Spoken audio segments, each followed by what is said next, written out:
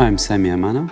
I'm an educator and an artist, trying to kind of always find a balance between both job descriptions. I teach at the Willem de Koning Academy. I coordinate and teach in a program that's called the Honors Program, which is a program within the bachelor's curriculum that is mainly concerned with this notion of innovation. With innovation, we basically interpret that as this process of thinking and making non-normative narratives.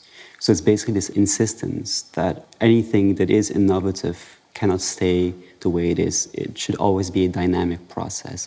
Teaching in the RASL Minor has brought up multiple experiences that are worth talking about. One thing in particular kind of like stems from this initial skepticism that I have in regards to categories. What I've experienced, what I've learned is that to a certain degree, one can work against these ideas of categorization without losing a form of accuracy or precision. A quick example of what I mean with that. Language, right? Communication between people that come from different educational contexts, different disciplines, have different vocabularies and terminologies that need to be kind of like thought through. For a philosophy student, the notion of a concept might mean something very specific and different than what it means for a Willem de Koning design student. So there's this kind of like necessity of disambiguating these meanings. So in a sense, the RASL Minor really kind of like has shown that this sort of like precision and accuracy can stay while violently undoing, these kind of processes of categorization. Well, the RASL Minor has kind of shown multiple things around this main notion of transdisciplinarity.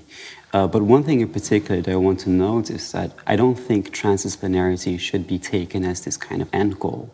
We should rather see it as a first step in a long process of thinking about how divisions within educational kind of contexts work.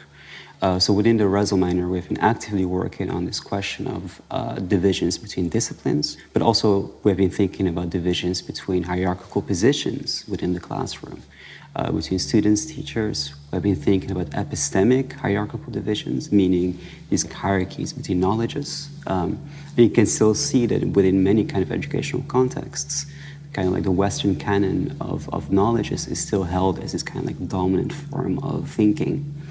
So in a sense, I think that the notion of transdisciplinarity really brings us to this hypothesis or statement. So you can also claim that, if transdisciplinarity wants to be kind of emancipatory within these contexts, it always has to contend with forms of decolonialities.